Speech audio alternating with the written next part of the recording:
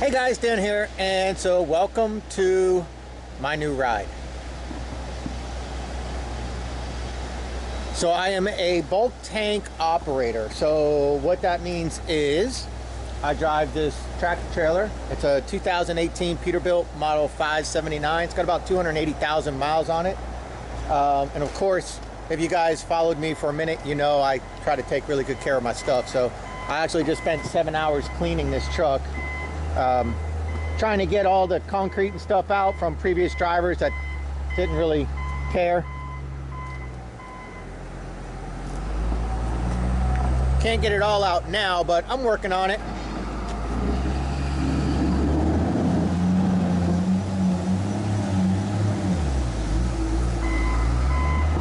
But I don't give a crap about the trailer. The trailer's too close to the plant when I'm offloading, and cement dust and stuff gets all over it anyway. So this trailer is pretty much gone. It's a CT2, and so you can only imagine how old this trailer is. But it's safe, you know. I mean, it's got brakes and everything, so I mean, it works. So don't get me wrong. But anyway, so as a bulk tank operator, what I do is I go to a terminal in Garden City or up in Hurleyville or down in Florida in Jacksonville, and I get cement powder. And basically, it's kind of like the ready mix that you buy at Home Depot in the bag. Now that ready mix stuff's going to have some rock in it.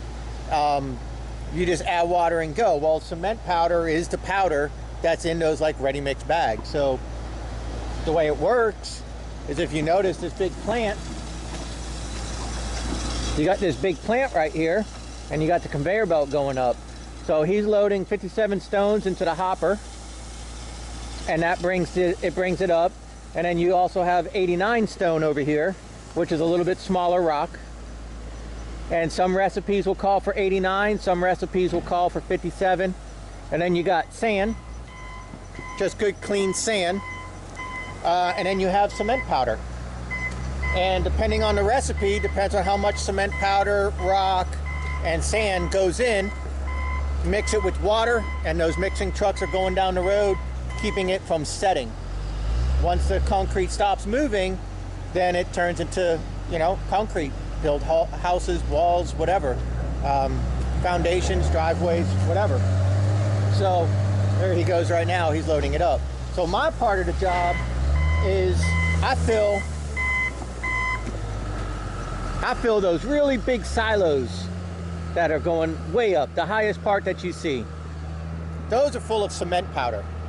And we use this right here, and I hook up a hose to right here, and my truck has a big blower on it, and it, you know, you got to engage the clutch and put it in first gear, turn on the PTO, take it out of first gear, let off the clutch, and it activates the blower. Now the blower is really big and really loud. This is the intake for the blower right here, and that's the out right there. So this hose right here is just sitting there. It's just sitting dummy on a pipe. You take that end and you put it right here, and then that blower pushes a whole buttload of air into here, okay? And then this valve lets the air go into what's called the vibrators. And each hopper, 1, 2, 3, has 3 vibrators. 1, 2, and 1 on the other side. So that air from the blower coming into here goes into the vibrators, and the vibrators is keeping the powder loose. So it's not like flour in a funnel. If you put flour in a funnel, it's going to cake up and not fall through unless you tap it. Well, these 3 vibrators and these 3 vibrators and those 3 vibrators are constantly tapping, in a sense, and they're keeping the powder falling if you open this handle right here. What happens is the air goes in those vibrators and pressurizes the tank because the tank is sealed. Train.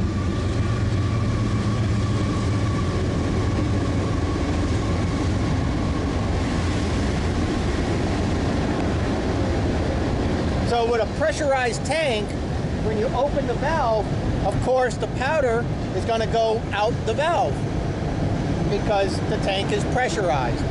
It's going to fall down the hopper, it's going to fall into this pipe, and it's going to go out and into the silo. To help that, this valve here going to the vibrator, also the air is coming this way. And you got this valve here. This, if you open this up, it's going to allow some of that air going to the vibrators to also go down here and just flow right out. Nice and clean with no obstacles to stop the air. So the perfect mix to keep your powder flowing and going all the way up to the top of the silo is a good amount of pressure in your tank, about 7 to 10 psi, but that's a buttload of volume. I mean, look at the volume. So it's not high pressure, but it is high volume. So about 7 to 10 psi in the tank, and then you run this right here, and you find your happy medium. Tank pressure will be about 7. This here is stuck at 15, but normally it'll be running around 12 to 15 because it's a smaller pipe, so there's more pressure. Volume, pressure, find that perfect mix, and you can shoot your product right out the back. That's how a tank operates.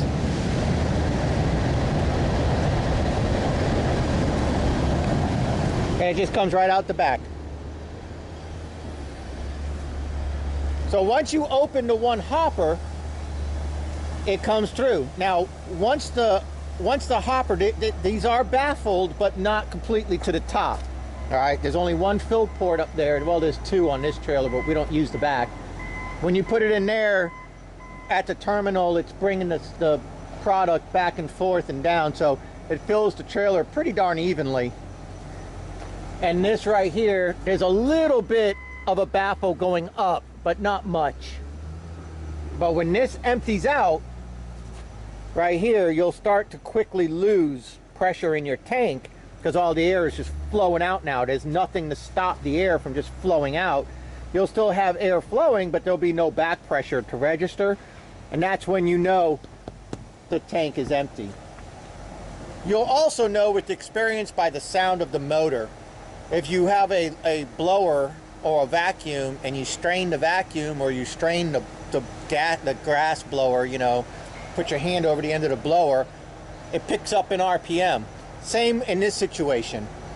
When the tank and the pipe have product moving through it, you'll be a little bit higher in RPM sound, not necessarily the engine, but the sound of the blower is going to make a higher sound. It's working harder. When it starts to lose its product and it's getting empty, the blower will settle down a little bit. You'll hear that quickly. Get your attention right away to the gauge. You see that gauge starting to go down? You know you're empty. You could take a rubber mallet and hit it, and it'll be dong, dong, dong, like hitting a big bell. With experience, you could pretty much just feel it with your hand. If the air is here and the product is here, you'll feel bubbling right here. You'll feel it vibrating. Very little vibration, a lot of vibration. Then you know your product is right here, and you could pretty much follow it down. If you're unloading into a good plant, you're looking at about 15 to 20 minutes per hopper. You're looking at about 45 minutes to an hour per trailer. Sometimes it takes an hour and a half, depending on the plant. Sometimes it takes 30 minutes, because sometimes we take this cement powder and we put it into what's called an off-road spreader, which when you see big construction sites, before they lay a pad down, they have to take cement powder and till it into the sand, into the dirt that they're going to put the pads on, to, you know, the concrete ground, the floor that they're going to build a building on. Well, they need to make that sand strong, so it gets reinforced with cement powder. And we put it into a big giant spreader truck that goes and spreads it out, and then a big tiller comes and tosses the soil and mixes the cement powder in with the soil. Then a water truck will come and water it up, and a roller will come. It might be the other way around. Maybe a roller comes first and then a water truck, or a water truck and then a roller, and, you know, a steamroller, and they'll get that real flat, and then they go and they test it for density to make sure that it's got the proper density it can handle the weight of a building. And you're talking about, you know, 1, 2, 3 million square foot buildings, serious pads, serious soil strength required. So we do stuff like that too. We don't just fill our plants, but we also fill spreader trucks like that too. And also we don't just fill permanent plants like this, we also fill mobile plants, where we put up a plant, we build an area up, and once we're done with the concrete, we take that plant down and we move it to another area. What that does is that enables the company to keep trucks on site, and when you have 1,000 or 1,400 or 1,500 yards to pour that night, a mixer truck only holds 10 yards. So you're talking 100 loads for 1,000 yards. That's 100 mixer trucks need to go from silo to job site. Well, that's too difficult to do on the roads, you know, and to try to get it done in an 8 or 10 or 12 hour period that a crew is there finishing the concrete. We're not finishers. We just provide the material. We don't provide the pump truck. We don't provide finishers. That's all up to the contractor. We just bring them. We bring the material, bring the cement. So an on-site mobile plant, the drivers don't have to leave the yard.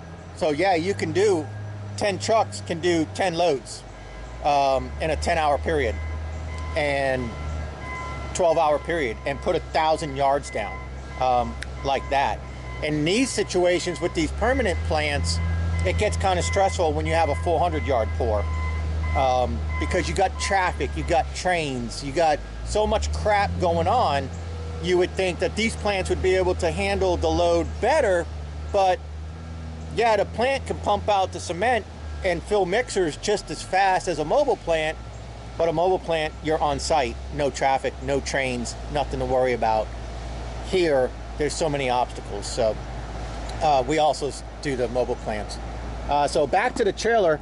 So like I said, you got the 3 vibrators that let the air go in. Newer trailers have a separate line that will go in, and you can fill your trailer with pressure on top of the air going into the vibrators.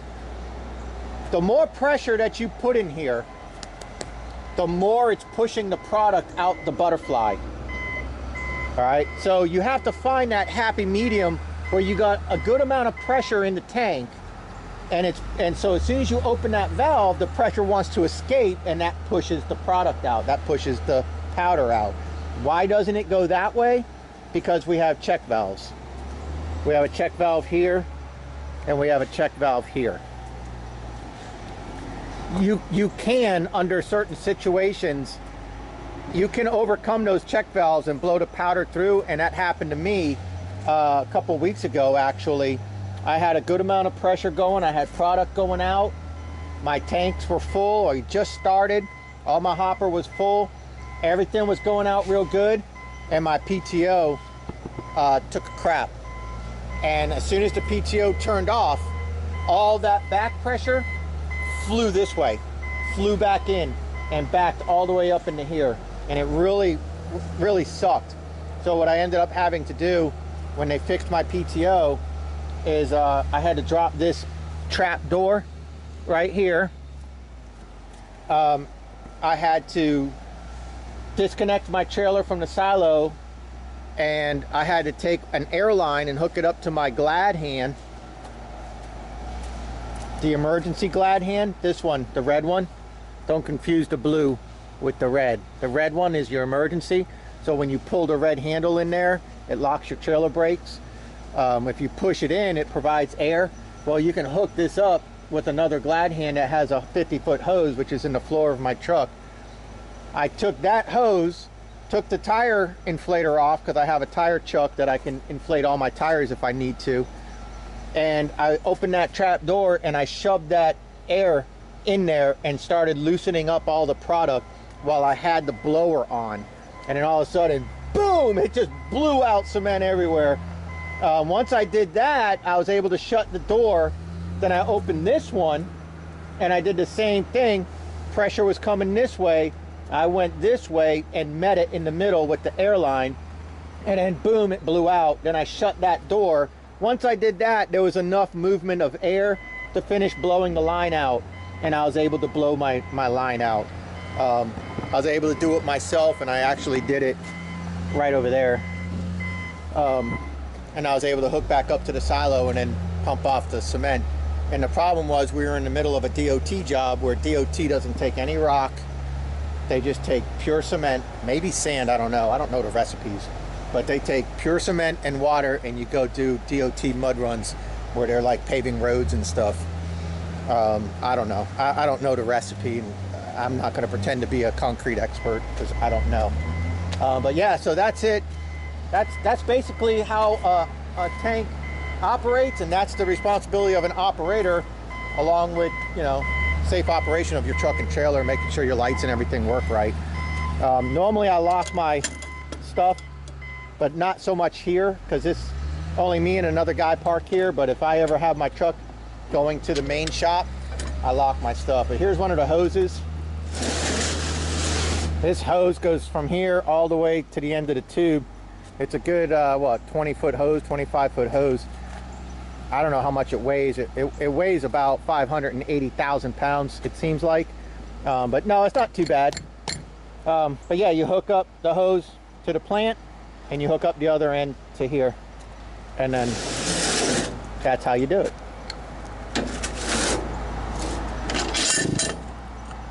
And like I said, usually I'll lock this. And that's a spare hose that if I need to,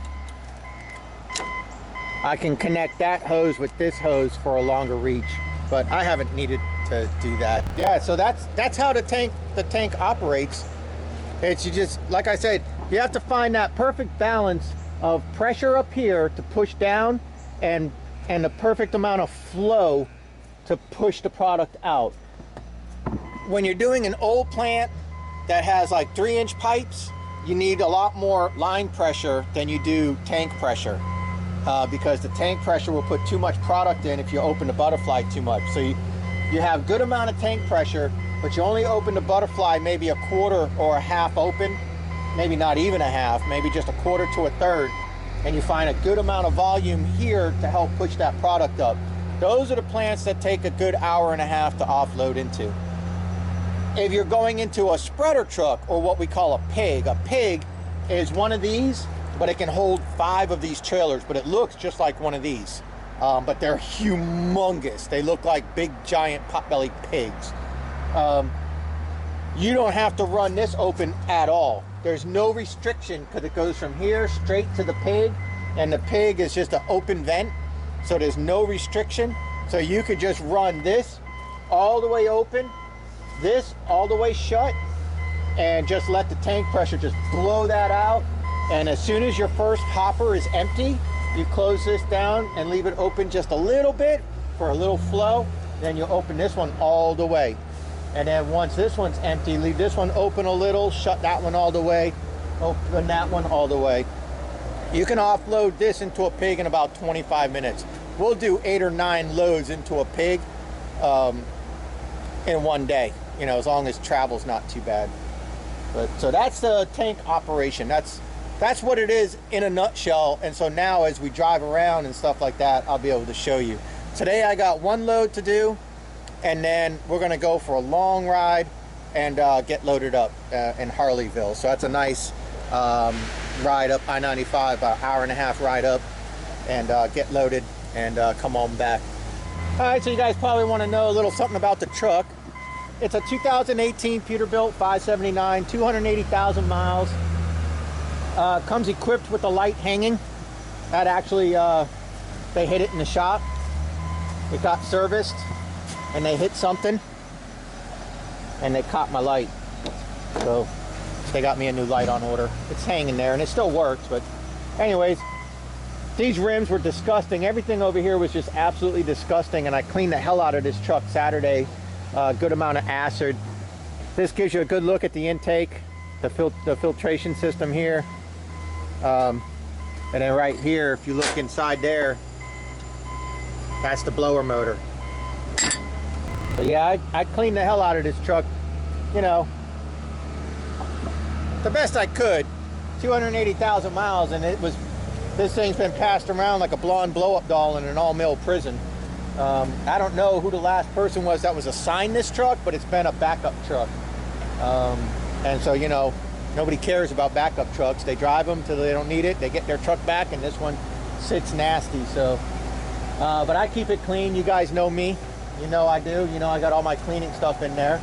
It's got a small Packard MX-13 engine, and it is super low power. This engine sucks, but if you guys are from around this area, and you know about the Talmadge Bridge, when I leave our terminal loaded at like 78,005, you come around the corner off of Farm Street, you come around a corner, start climbing the bridge, and you can only take that corner so fast or you'll flip over. So you're at like 30, 32 miles an hour, like, oh Jesus, you know, if you could, you jump onto the other side and kind of hang out there like a sailboat to keep from flipping. And you come around, and as soon as you come around, you put your four-ways on and you start grabbing gears going down, because as you're going up, your speedometer is going down, and your RPMs will go from 1500, 14, 13, 12, 11, 10, whoop, back up to 15, 14, as you're grabbing gears, trying to keep it going. By the time you get to the top of the bridge, you done pissed everybody off. A few people already jumped over because now they're late for work, and you're doing 15 miles an hour. Then when you get to the bottom of the bridge, you're doing 15,000 miles an hour, screaming it into South Carolina. It's a lot of fun, and hopefully I'll give you guys an opportunity to enjoy that with me. But let's go ahead and jump in the truck. It's not much to look at. Lots of scratches and stuff, you know. This truck's 3 years old. It was made in 2017, but it's a 2018, class of 2018. But it runs good, you know. It really does. It runs all right. And I cleaned it, you know. It's clean. It's just scratched up to shit, you know. People just don't really care about it. But yep, I keep my little gloves here. This is a little stool that you open up and can sit on as you're pumping off. You can sit over here and watch the gauges and listen and watch YouTube videos. Like, not kidding. So there's that airline hose I was telling you about, 50 feet of airline hose with a glad hand and a tire chuck. So I just leave that there. You know, inside there I got change of clothes in case I get destroyed with cement powder and water or rain or something underneath here. And also my triangles are in there, secure. The other side of the seat, my fire extinguisher is properly secured. So there's my book, hearing protection, safety hat for when we need it. This, sometimes lunch, spare camera, safety vest for, you know, when I go on certain jobs. Yep, cleaning material, radiator fluid. PB blaster is a big help with getting the hose on and off the plants sometimes. Yeah, so this is a cool little phone holder. It goes into the CD holder, so it's actually pretty cool. Let's see if I can get this out. Yeah, see? It goes into the seat like a CD holder. Who the hell uses CDs anymore? So you could take this and just shove that in there, and it's kind of hard to do one-handed, but there. See? And you can pivot it so you can have your phone right here.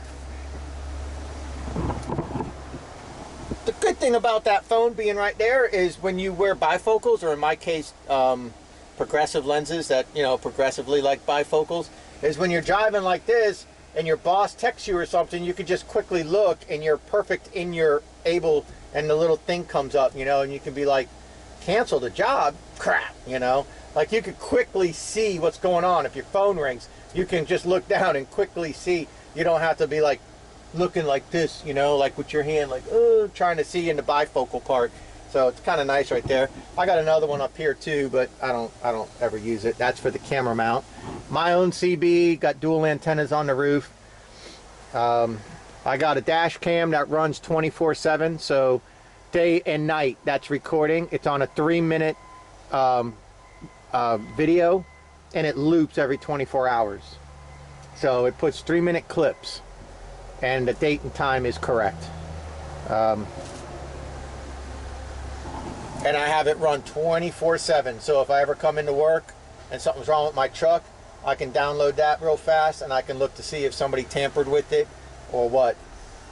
So, yep, here's the instruments, 272,000 miles. Pretty nice. It's got a touch screen. We'll go ahead and fire that up. Our paperwork, whatever. And of course the shifter, it's a 10-speed. So if you're not familiar, you start off in 1. All right, so you got 1, 2, 3, 4, 5. Then you hit this switch, and you just heard that click down below. Then you come back over to 1, which is now 6. 6, 7, 8, 9, 10. So you do the shift pattern twice. Okay, and then reverse is over here. And you can do high reverse and low reverse. So there you go. That's how it works.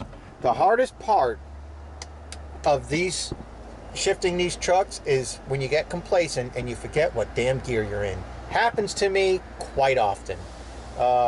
Happens to a lot of people. So driving along, all of a sudden it's like, crap, what gear did I just come out of? And you forget what gear to go into. And with these 18-wheelers, it's a rhythm. So you have to line your transmission up with the ground speed and your engine speed. So it all goes by hearing, and it goes by your speedometer. So for example, if you forget what gear you need to be in and you're doing 20 miles an hour, I know from experience, hit the fuel, hit the pedal up, bring my RPMs up to about 1300 RPMs, and it'll go into 6th gear. So you just have to, like, you start figuring out what your window of opportunities are with experience. So let's fire this bad boy up.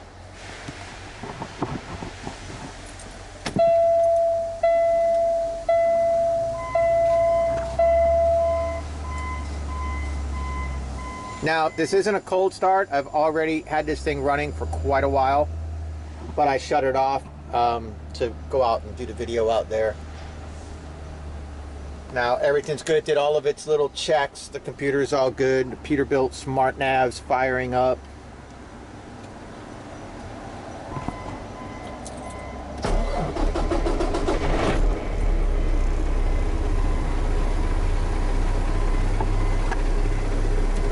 There you go. Secondary air pressure, primary air pressure, oil pressure is up to normal. Coolant, it's already, like I said, it's not a cold start. Plenty of DEF, which is diesel exhaust fluid, which is for the EPA. And fuel, I got enough fuel for most of the day, but I'm going to top off before we go, and I can top off right over there on the other side of that mixer that's spinning.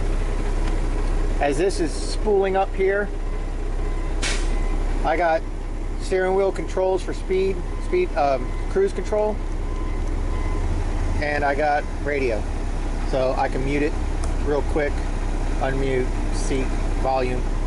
Right, so there's my radio. Now if I hit the back button, I can hit gauges. It's a little, there we go. And I shouldn't have done that. And the gauges, you got oil temp, transmission temp, manifold pressure by PSI, how much torque you're producing, your miles per gallon, and the DPS status. So how's your soot?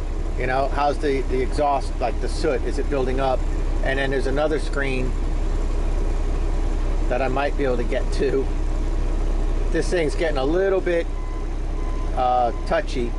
Your suspension load, okay, your front axle, what the temperature of the pumpkin is of your front axle, if you had one, I guess. I don't.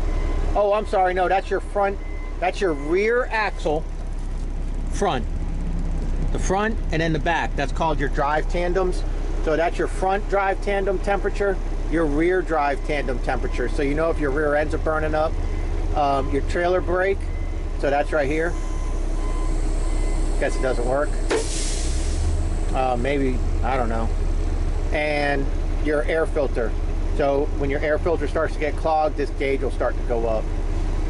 Why didn't that work? Trailer brake. Does this have to be on? Oh yeah, it does. Okay, so that's working off of the brake pedal. Yep, and what about this? No. So it's just this. So off of the service brake pedal, it's reading how much trailer brake is supplied. 50. All right, there you go. Didn't know that.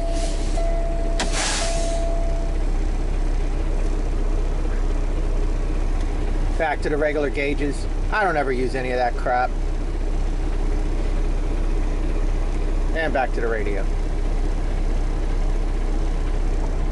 So that's where it usually is. Trying to think if there's anything else. Power windows, power door locks, wipers. If I turn my wipers on, my lights turn on automatically to keep me out of trouble, because that's the law in just about every state. Yeah, I don't know if there's anything else really to discuss. I think basically the next thing is we go for a ride to the Garden City terminal and go ahead and get loaded up for the next job.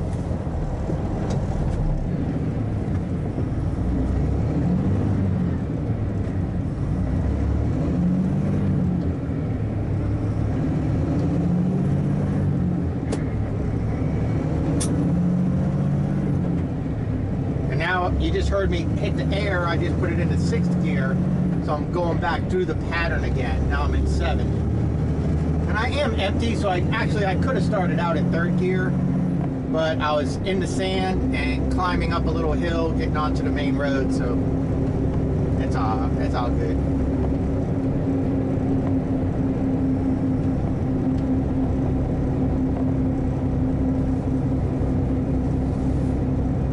Yeah, it's a nice little ride, just about 15-20 minutes to Garden City. So I know my mom watches these videos. She loves to do little ride-alongs like this and see the cab and everything.